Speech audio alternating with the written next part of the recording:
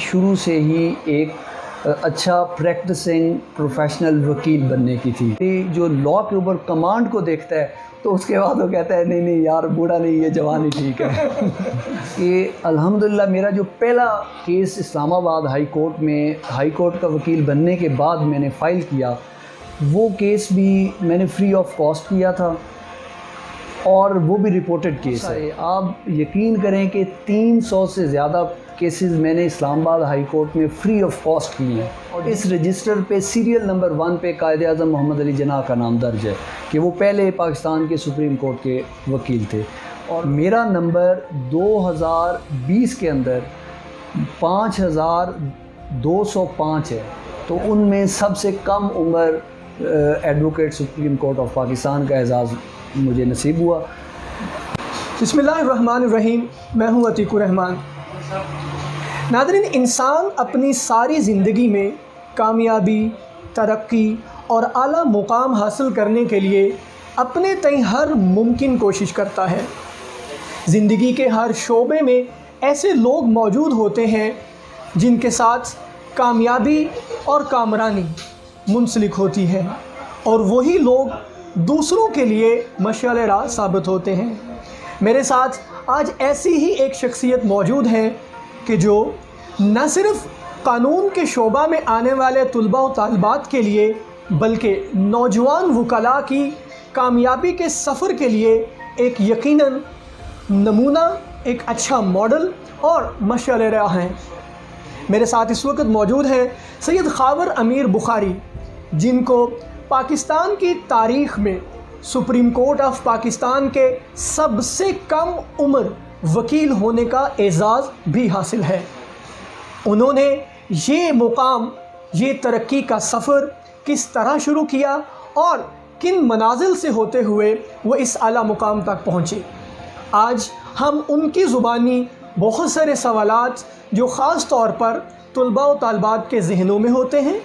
اور جو نئے وکلاء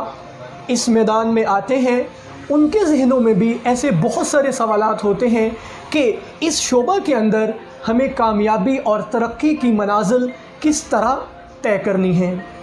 سب سے پہلے آپ سے یہ پوچھیں گے کہ آپ نے شعبہ قانون کا انتخاب ہی کیوں کیا اور اس کے پیچھے کیا موٹیویشن تھی اور کیا انسپریشن تھی؟ قانون کا شعبہ بہت پہلے فیصلہ کر لیا تھا. الحمدللہ میری اسکولنگ بہت اچھی ہے. میں نے ایچسن کالج لاہور سے اپنی پرائمری ایجوکیشن وہ حاصل کی ہے، اور اس کے بعد میں نے اپنی میٹرک اور اس کے بعد ICS وہ چناب کالج جھنگ سے حاصل کی. تو یہ دونوں ایک بڑے اچھے پبلک سکولز ہیں. اور دوران اسکولنگ مجھے جو پڑھنے لکھنے کا کافی شوق تھا اپنی فارمل ایجوکیشن سے ہٹ کر، تو جس میں بایوگرافیز، تاریخ، اور اس کو میں خاص طور پہ پڑھا کرتا تھا. تو تقریباً 6ٹھی کلاس میں میں نے یہ فیصلہ کر چکا تھا کہ میں نے شعبہ قانون سے وابستہ رہنا، جس میں نے بایوگرافیز جو پڑھی اور جو تاریخ دیکھی تو زیادہ تر جو رہنما ہیں دنیا کے ان کا تعلق شعبہ قانون سے تھا. اگر آپ رسول اللہ صلی اللہ علیہ وآلہ وسلم کی ہستی کو دیکھیں تو وہ بھی اس پوری دنیا کے لیے انہوں نے ایک نظام قانون وضع کیا. اسی طرح اگر آپ پاکستان کی تاریخ دیکھیں تو ہمارے جو مصور پاکستان ہیں ڈاکٹر علامہ اقبال، وہ بھی قانون کے شعبہ سے وابستہ تھے. اور اسی طرح جو فاؤنڈر آف دا نیشن، بانی پاکستان، قائد اعظم محمد علی جناح ہیں، وہ بھی شعبہ قانون سے وابستہ تھے. تو ان ساری چیزوں نے مجھے انسپائر کیا کہ دنیا کے جتنے اچھے رہنما ہیں، جتنے لیڈنگ رہنما ہیں، وہ سب شعبہ قانون سے وابستہ ہیں، اور دنیا کی کایا پلٹنے کے لیے، دنیا میں کچھ اچھا نظام وضع کرنے کے لیے، دنیا میں مظلوم طبقے کے لیے آواز بلند کرنے کے لیے میں نے یہ محسوس کیا کہ شعبہ قانون ایک موزوں رستہ ہے. ایک وکیل کی اپنے شعبے سے وابستہ کیا امیدیں ہوتی ہیں اور کیا وہ اہداف ہوتے ہیں جو وہ اپنے لیے سیٹ کرتا ہے؟ میں نے صرف اور صرف علم و تدریس سے منسلک رہنے کے لیے ہر سمیسٹر میں ایک سبجیکٹ پڑھاتا بھی ہوں، اور انٹرنیشنل اسلامک یونیورسٹی میں نے مجھے ابھی اس وقت بھی میں ایک سبجیکٹ لیگل ڈرافٹنگ کے نام سے پڑھا رہا ہوں۔ تو اپنے طالب علموں سے میں یہ پہلا سوال یہی کرتا ہوں انٹروڈکشن والے دن کہ کیا آپ کے دل میں کچھ ایمز ہیں؟ تو میں نے یہ چیز اسیس کی ہے کہ جو شعبہ قانون سے وابستگی رکھنے والے طالب علم ہیں وہ پہلے دن سے ہی اپنے لیے ایمز رکھتے ہیں۔ اب یہ ایمز ہر شخص کا جو مقصد ہے وہ وکیل بننا نہیں ہوتا۔ ہاں، یہ میں نے دیکھا ہے کہ اکثریت جو ہے وہ وکیل بننے کو ترجیح دیتے ہیں یا اس کی خواہش کا اظہار کرتے ہیں، لیکن شعبہ قانون سے وابستہ لوگ جوڈیشری میں جا سکتے ہیں۔ شعبہ قانون سے وابستہ لوگ، بہت سارے لوگ جو ہے وہ سیاست میں بھی ہیں، جو سوشل سسٹم کو کئی اعتبار سے وہ ڈیولپ کر رہے ہیں۔ اگر آپ مجھ سے پوچھیں گے تو میری رائے شروع سے ہی ایک اچھا پریکٹسنگ پروفیشنل وکیل بننے کی تھی۔ میں نے جوڈیشری کو اپنی پریفرنس میں نہیں رکھا تھا، تو وکالت کو میں نے اپنی پریفرنس میں رکھا تھا، اور یہی وجہ ہے کہ میں بڑے کم عرصے میں جو ہے وہ وکالت کی معراج ہے جو سپریم کورٹ کا لائسنس ہمیں ملتا ہے، تو ہمارا جو ہے وہ ایک ہائیسٹ فورم ہے جہاں ہمیں پیش ہونے کی اجازت ملتی ہے، تو وہ میرا شروع سے یہ ایم تھا، اس لیے میں بہت جلد وہاں تک پہنچ سکا ہوں۔ اچھا، تعلیمی ادارے کا کردار یہ ضرور بتائیں کہ کتنا اہم ہوتا ہے آپ کی ترقی کی منازل کے سفر میں، اور آپ کو جو پروفیشنل لائف ہے اس میں آگے بڑھنے کے لیے کتنا اہم کردار ہے تعلیمی ادارے کا؟ تو اچھے اداروں میں یا پرائیویٹ کالجز میں بنیادی فرق یہ ہے کہ اچھے ادارے آپ کو اچھے ایمز دیتے ہیں۔ جیسے میں نے محسوس کیا ہے کہ انٹرنیشنل اسلامک یونیورسٹی میں سب سے بڑی فیکلٹی ہے قانون کی، ان کے پاس سب سے زیادہ ڈاکٹرز ہیں، لیکن اس کے باوجود وہ وزٹنگ فیکلٹی میں لیڈنگ لائرز کو بلاتے ہیں تاکہ اپنے اسٹوڈنٹس کو پریکٹیکل لائف اور پروفیشنل لائف سے بھی ہم آہنگ کیا جا سکے۔ تو اسی طرح جب ہم اسٹوڈنٹ ہوتے ہیں اور پروفیشنل وکیل ہمیں پڑھاتے ہیں تو وہ ہمارے ایمز اور گولز کو سیٹ کرتے ہیں اور ہمیں وہ رہنمائی دیتے ہیں کہ آپ نے کہاں تک جانا ہے۔ تو اگر ادارہ آپ کی بنیاد صحیح نہ رکھے، آپ کو اچھے ایمز نہ دے، ادارہ آپ کو صحیح تعلیم نہ دے جس کی وجہ سے آپ وکالت بڑی مشکل سے اپنے آپ کو سنبھال سکیں، میں نے یہ دیکھا ہے کہ کمزور اداروں سے آنے والے طالب علم جو ہے وہ ڈسٹرکٹ کورٹس میں، کچہری میں، ان کو ایک وکیل، ایک درمیانے درجے کا مناسب وکیل بنتے ہوئے کم از کم 6 سے 7 سال لگ جاتے ہیں، جبکہ اچھے اداروں سے آنے والے جو طالب علم ہیں اور ان کو 3 سے 4 سال اپنے آپ کو ایک مناسب وکیل اور وکالت کو سمجھنے میں ان کے لیے کافی ہوتی ہیں۔ اچھا، یہ ایک چیز بتائیں کہ ایک عام تاثر ہے کہ قانون کی جو ڈگری ہے وہ بس برائے نام ہوتی ہے، سارا کام عملی زندگی میں سیکھتے ہیں، تو آپ نے ڈگری کو کتنا اہم پایا اپنی عملی زندگی میں؟ سکتے اب دیکھیں، جو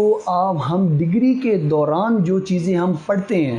یہ ایک طالب علم کو پتہ ہونا چاہیے کہ وہ موقع ہمیں ساری عمر دوبارہ نہیں ملتا، تو اس لیے جو دوران تعلیم جو سبجیکٹس ہمیں پڑھائے جاتے ہیں وہ بہت زیادہ سگنیفیکنٹ ہیں اور بہت زیادہ اہم ہیں آپ کے کانسیپٹ اور آپ کی جورسپروڈنس کو کلیئر کرنے میں۔ اگر آپ ایک بحث کر رہے ہیں کسی بھی کیس پہ تو ایسے بہت سارے رینڈم کویسچنز ہوتے ہیں جو کہ آپ ایک وکیل کے دفتر میں یا اپنی فائل کے اوپر نہیں دیکھ سکتے، لیکن آپ نے زبانہ طالب علمی کے اندر اگر آپ نے جورسپروڈنس لیٹ سے آپ کی اچھی ہے تو آپ یہ سمجھ سکتے ہیں کہ جو سیکشنز آف لا ہے ان کی امپلیکیشن کیسے ہوگی۔ جی، میں ایک عام تاثر یہی ہوتا تھا کہ کوئی بزرگ وکیل کو ڈھونڈو تو شاید وہی اچھا ہوگا۔ جی، تو یہ جو کامیابی کا کٹھن سفر تھا کہ جو ایک تاثر کو ہی آپ نے چینج کر دیا ہے بہت کم عرصے کے اندر، اس میں آپ کے سامنے کیا انسپریشن تھی اور آپ نے اس منزل کو، یہ جو آپ نے سوال کیا ہے نا کہ وہ یہ تاثر درست ہے، کیونکہ عام طور پہ یہ سمجھا جاتا ہے کہ جو تجربہ جو وکلاء حضرات تجربہ رکھتے ہیں، زیادہ تجربہ رکھتے ہیں، ان کی پرفارمنس اچھی ہوگی اور وہ شاید قانون کو زیادہ سمجھ سکتے ہیں۔ تو مجھے اس مشکل کا سامنا بہت زیادہ ہوتا ہے، کیونکہ میرے پاس اکثر وکلاء جب لوگ کہتے ہیں کہ کسی کو ریفر کیا جاتا ہے، کوئی کلائنٹ آتا ہے وہ کہتا ہے جی خاور میر بخاری صاحب کے پاس آپ چلے جائیں، وہ بہت اچھے وکیل ہیں، تو آپ کے آنے سے یہ پہلے بھی آج بھی ایک جوائنٹ سیکٹری جو ہے ریٹائرڈ وہ آئے ہیں، ان کا کوئی سروس میٹر تھا، مجھ سے وہ ڈسکس کر رہے تھے، تو وہ بھی مجھے یہ کہہ رہے تھے، اور اس سے پہلے بھی آنے والے بہت سارے وکلاء جو ہیں، وہ بہت سارے کلائنٹ جو ہیں، وہ مجھے یہ کہتے ہیں کہ جب ہم آپ کے دفتر میں آئے تو آنے سے پہلے ہمارا یہ تصور تھا کہ ایک سفید بالوں والا بوڑھا ہوگا، اس کے ہاتھ میں لاٹھی ہوگی، وہ آ کے بیٹھے گا، جتنی ہم نے آپ کی تعریف سنی ہے۔ تو عام تاثر جو ہے وہ بالکل ایگزسٹ کرتا ہے ہماری معاشرے میں، اور اس کی وجہ سے لوگ جو ہے، میرے پاس ایسا ہوا ہے کئی دفعہ کہ لوگ آتے ہیں، دیکھتے ہیں یار یہ تو نوجوان وکیل ہے، یہ ہمیں مرا نہ دے، تو اس طرح کی وہ آپس میں ڈسکشن کرتے ہیں، اور سم ٹائمز میں نے دیکھا ہے کہ people sometimes they are very conscious about their cases, تو وہ صرف اس شبے سے کہ یہ کم عمر آدمی ہے تو یار یہ ہمارا کیس خراب نہ کرے، تو وہ جھجکتے ہیں کیس دیتے ہوئے۔ لیکن الحمدللہ میں نے یہ نوٹس کیا ہے کہ آپ کی جو پرفارمنس ہے، آپ کی جو لگن ہے، اور جو سیزنڈ کلائنٹ جو یہ تصور لے کے آتا ہے کہ ایک سیزنڈ وکیل ہی میرا کیس سمجھ سکے گا، بوڑھا وکیل ہی، وہ خود بھی قانون کو اپنے کیس کی حد تک سمجھتا ہے۔ جب وہ میرے پاس میرے دفتر میں میرے سامنے میری کرسی پہ بیٹھتا ہے، اور اس کے بعد جب وہ میرے سے گفتگو کرتا ہے اور میری جو لا کے اوپر کمانڈ کو دیکھتا ہے، تو اس کے بعد وہ کہتا ہے نہیں یار بوڑھا نہیں، یہ جوان ہی ٹھیک ہے۔ کہ الحمدللہ میرا جو پہلا کیس اسلام آباد ہائی کورٹ میں ہائی کورٹ کا وکیل بننے کے بعد میں نے فائل کیا، وہ کیس بھی میں نے فری آف کاسٹ کیا تھا، اور وہ بھی رپورٹڈ کیس ہے۔ میں نے اتنی جان سے، اتنے لگاؤ سے، اتنے پیشن کے ساتھ اس کو تیار کیا کہ وہ بھی رپورٹ ہوا، اور اس کے بعد سے لے کے میرے انٹرویو والے دن تک جتنے بھی کیسز میرے پاس آئے تو وہ میں نے بڑی توجہ کے ساتھ اور بڑی دل جوئی کے ساتھ کیے۔ اب اس میں ایک جو محرک میں آپ کو کیسے آپ یہاں تک پہنچ سکتے ہیں، یا یہ نمبر آف کیسز جو سپریم کورٹ کے لیے ریکوائرڈ ہیں وہ آپ کیسے مکمل کر سکتے ہیں، تو میں نے اس ٹائم پہ یہ سوچا تھا کہ جب میں وکیل بنا تھا اور وہ میرے شروع کے دن تھے، تو میں نے یہ سوچا تھا کہ میں نے خدمت خلق کرنی ہے، لیکن یہ ہے کہ جو بھی غریب آدمی، جو بھی مسکین آدمی، کوئی بھی اگر جا رہا ہے جس کے پاس پیسے نہیں ہیں، جو کہتا ہے کہ کوئی خاتون آتی ہے کہتی ہے جی میں بہت غریب ہوں، تو میں نے بغیر کترائے میں کہتا چلے آئیں میں آپ کا مقدمہ لڑوں گا، اور میرے دل میں یہ اس وقت یہ احساس ہوتا تھا کہ شاید میں خدمت خلق کا یہ ایک اللہ نے مجھے ذریعہ دیا۔ اچھا، وہ میں نے بہت سارے، آپ یقین کریں کہ 300 سے زیادہ کیسز میں نے اسلام آباد ہائی کورٹ میں فری آف کاسٹ کیے ہیں، اور جن میں سے نوٹسز کے لیے فارمل ایکسپنس کافی ہوتے ہیں وہ مجھے خود سے کرنے پڑتے تھے، تو جو باقی کیسز میں اگر کوئی مجھے مل جاتی تھی فیس تو میں اسی سے ایڈجسٹ کر کے، اور وہ کیس لیکن میں کرتا تھا۔ تو یہ جو ہے ان 300 کیسز کی فیس کا غم میرا اس دن ختم ہوا کہ جب میں نے میرا سپریم کورٹ میں انٹرویو تھا تو انہوں نے میری فائل کھولی اور پہلے ہی رپورٹڈ کیسز جب دیکھے اور مجھ سے پوچھنا شروع کیا تو میرے جو پہلے 3 رپورٹڈ کیسز جن کے اوپر مجھ سے سوالات کیے اور میں نے بڑی فریکوینٹلی جواب دیا، وہ ایسے ہی تھے جو میں نے بس لوگوں کی معاونت کے لیے اللہ کے نام پہ اور وہ خدمت خلق کے جذبے سے کیے تھے۔ تو آئی فیلٹ کہ اللہ نے مجھے اس کی فیس اس دن انٹرویو والے دن عطا کر دی۔ ایسا نہیں ہے کہ وہ کہتے ہیں نا کہ اللہ میاں کسی کی محنت ضائع نہیں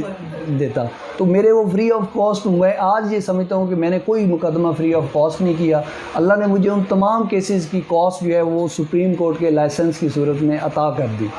بس اور موٹیویشن اب کیا ہے؟ ہاں، آج جو دیکھیں، ایک میں جب سپریم کورٹ میں I qualified and become an advocate supreme court of Pakistan, اور میں جب اپنی رول سائن کرنے گیا، وہاں پہ ایک رجسٹر ہے جس رجسٹر پہ تمام سپریم کورٹ کے وکلاء کے سگنیچر کیے جاتے ہیں 1 to all، اور اسے رول سائننگ رجسٹر کہا جاتا ہے۔ اس رجسٹر پہ سیریل نمبر 1 پہ قائد اعظم محمد علی جناح کا نام درج ہے کہ وہ پہلے پاکستان کے سپریم کورٹ کے وکیل تھے۔ اور اس کے بعد میرا نمبر جو ہے وہ آپ کو یہ سن کر حیرانی ہوگی دیکھ بھائی کہ میرا نمبر 2020 کے اندر 5205 ہے، یعنی رول سائننگ جو وکلاء ہیں سپریم کورٹ کے آج تک یہ پچھلے 72 سالوں میں وہ صرف 5205 ہیں۔ اس میں فارچونیٹلی کہ جتنے یہ وکلاء 5205 اس وقت تھے تو ان میں سب سے کم عمر advocate supreme court of Pakistan کا اعزاز مجھے نصیب ہوا۔ اب جو ہے میں آپ سے یہ جو بات شیئر کرنا چاہ رہا ہوں کہ میں نے ان سے پوچھا رجسٹرار صاحب سے کہ دیکھیں جی یہ انہوں نے مجھے ویلکم کیا کہ I congratulate you have become an advocate supreme court of Pakistan. تو میں نے ان سے یہی جو آپ مجھ سے آج سوال کر رہے ہیں یہی پوچھا کہ سر اس سے آگے بھی کوئی منزل ہے؟ تو انہوں نے مجھے کہا ہاں بیٹا اس سے آگے ایک منزل ہے، اسے کہتے ہیں سینئر ایڈوکیٹ سپریم کورٹ، اور وہ آپ کی اس کا کوئی کرائٹیریا عمر سے یا پریکٹس سے ریلیٹڈ نہیں ہے، وہ آپ کی پرفارمنس سے ریلیٹڈ ہے۔ اگر آپ اچھا پرفارم کریں گے تو پھر جسٹس صاحبان آپ کو یہ دے سکتے۔ اب اگر آپ مجھ سے پوچھتے ہیں کہ واٹ از یور ایم، تو اس وقت میرا aim to become a senior advocate supreme court ہے۔ قانون کا شعبہ ایسا ہے کہ جس کے اندر آپ کے پاس تمام تر اپرچونٹیز اویلیبل ہیں، اس کی کوئی لمٹ نہیں ہے۔ کبھی بھی جو ہے یہ نہیں کہا جا سکتا کہ فلاں جو ہے وکیل وہ انتہا ہے۔ آپ کے پاس ہر وقت موقع ہے کہ آپ اس فیلڈ میں کسی بھی عمر میں کسی بھی سٹیج میں ایکسل کر سکتے ہیں، اس لیے اس کا جو کمپٹیشن ہے اس فیلڈ میں وہ اوپن ہے۔ تو اور اس کے علاوہ آپ کے پاس جو ہے وہ خدمت خلق کرنے کے لیے بھرپور مواقع حاصل ہیں۔ آپ کوشش کریں کہ آپ مظلوموں کی آواز اٹھانے والے بنیں، آپ کوشش کریں کہ آپ جو ہے وہ خدمت خلق کے لیے جو ہے وہ اپنے پروفیشن کا کچھ حصہ صرف کریں۔ اگر آپ 10 کیس اپنا فی لے کے پروفیشنلی کرتے ہیں تو یہ اپنے ذہن میں رکھیں کہ آپ نے چند کیسز جو ہیں وہ خدمت خلق کی نیت سے بھی کرنے ہیں۔ جی موسٹ ویلکم۔ ناظرین، کامیابی کا سفر تمام عمر جاری رہتا ہے۔ کامیاب لوگ محنت، لگن، خلوص اور ایمانداری جیسے تمام اوصاف کو ہی کامیابی کے سفر میں اجزائے ترکیبی گردانتے ہیں۔ مجھے امید ہے کہ آج سید خاور امیر بخاری کی گفتگو قانون سے وابستہ تمام افراد اور خاص طور پر طالب علموں کے لیے سورس آف انسپریشن ثابت ہوگی۔ اجازت دیجیے، اللہ حافظ۔